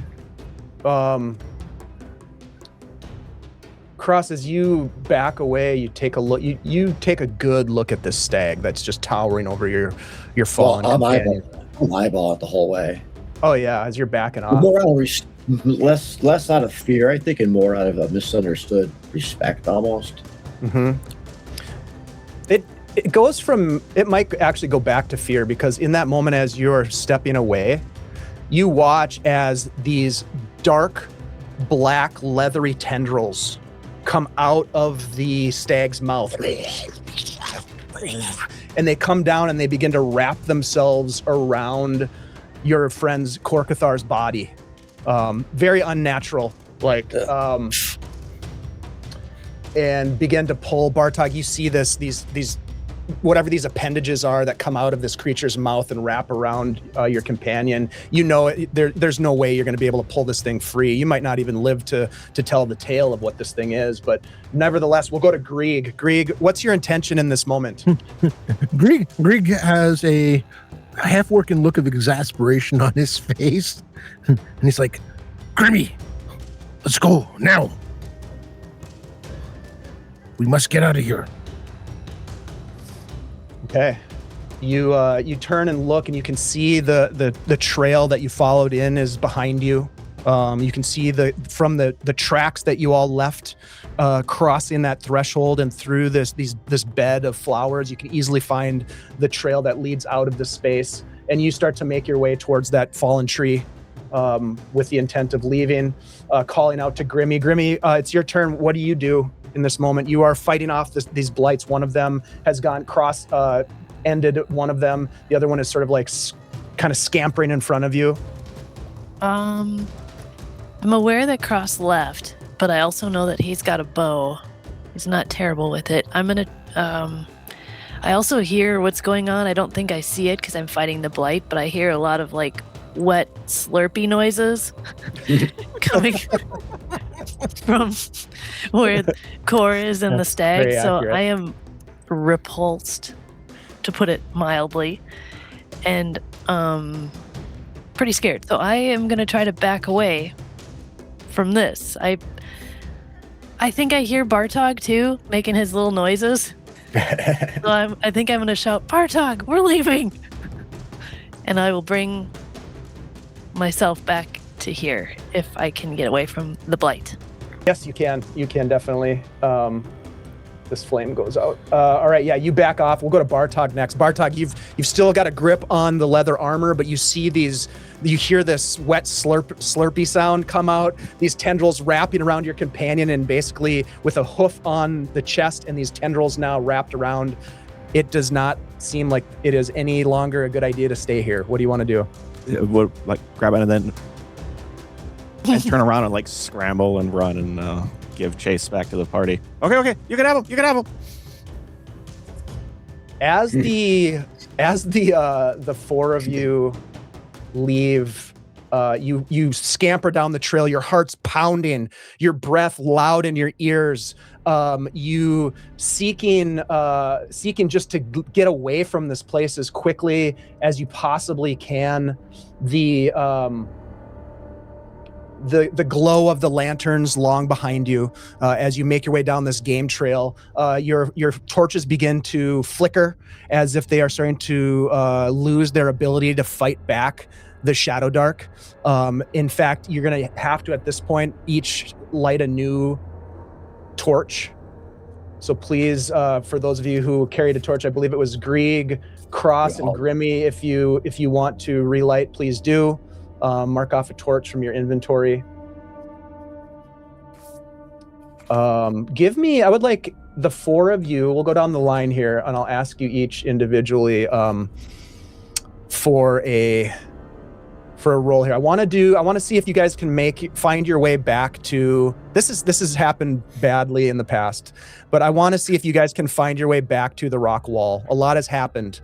This place is constantly playing tricks on those who might enter the realm of the Forlorn Forest. So let's start with Grimmy. Grimmy, I'd like you to make a wisdom check. This is, we're going to try to have more successes than failures. This is going to be a normal check for you. Okay. So please, your target is a 12 on a wisdom.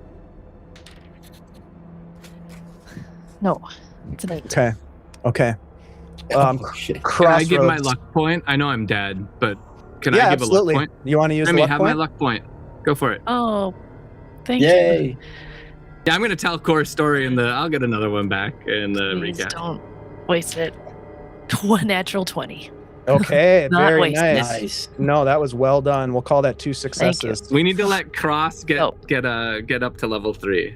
All right, Crossroads, go ahead and make a wisdom check, please. Normal check. Wisdom, okay. 12. Okay, that's a success. Bartog.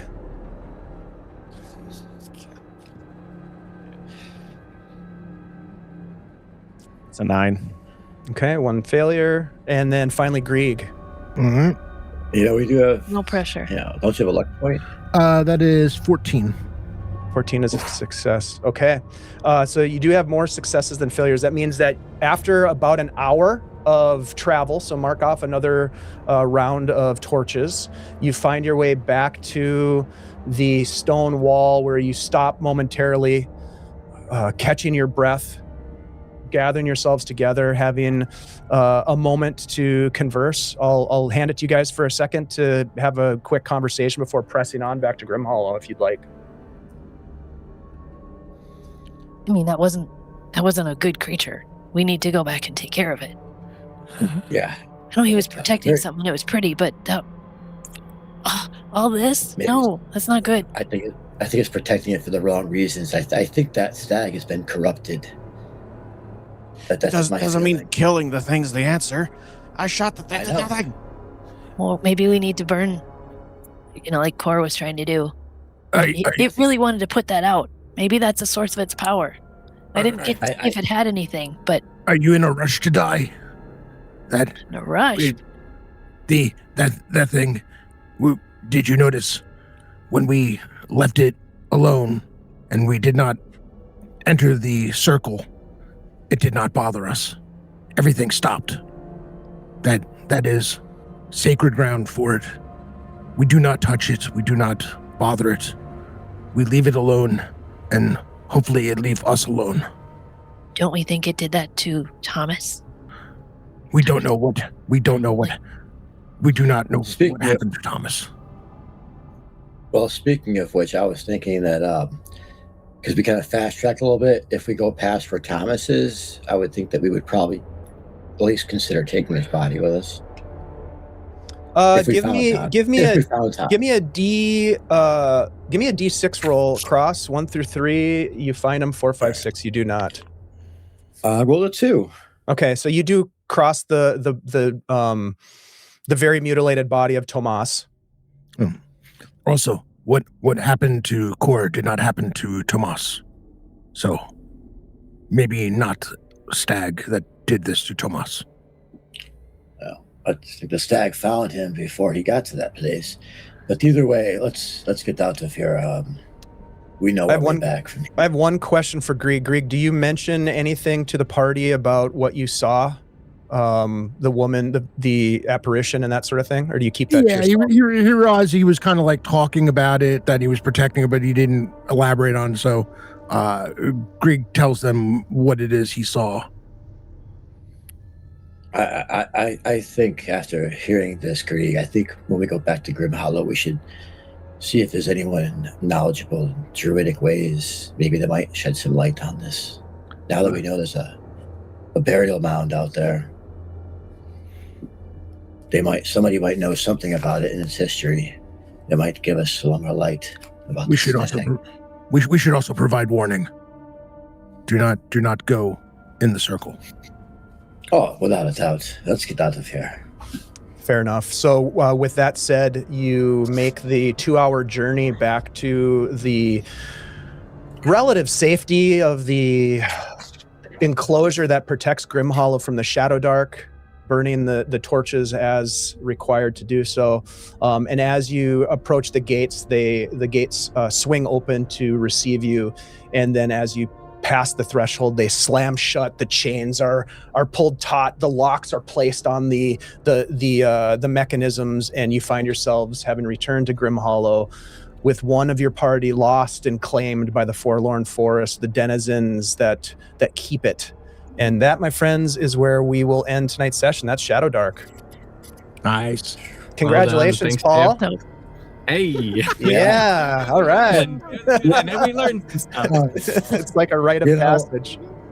Yeah. You know, I would think that as those doors were closing, as we got into Grimhollow, Kros would take his last torch, light it, and as the doors were shutting, he would throw the torch out into the Shadowdark and say, "That's for Core." It's like Thanks, dumping guys. out the drink. We now throw our torch out. Yeah. Like tradition. One of the guards just kind of looks to the other guard and goes, "That's a waste of a good torch."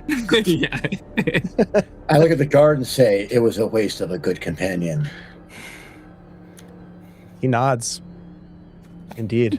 All right. Well, nice job, you guys. Great session. Absolutely did not anticipate our pyromaniac would offend the gods of the forlorn like that. But you never know what's going to happen. That deer's tied to that body. You See, gotta burn that body. what the pyromaniac should have done is set himself on fire and then run up and throw himself on the mound. There you go. Would have been stomped out all the same. Yeah. I think Core's Oil next time. Yeah, Core's looking at Bartok and throws Bartok a couple of gold pieces and says, "Burn those clothes, get some new ones." I think Bartok, another thing that you would probably have noticed is when you did land a hit on the beast, the stag, it hit it like it didn't take note or like look over at you because it was so focused on Korkathar and what was happening with the mound, but you could see blood dripping down. Like you hit it, you hit it. Okay, so I will it's say killable. that. I don't know. I don't think I Killable. made that clear when Right, it happened, but It's at least corporeal. mhm.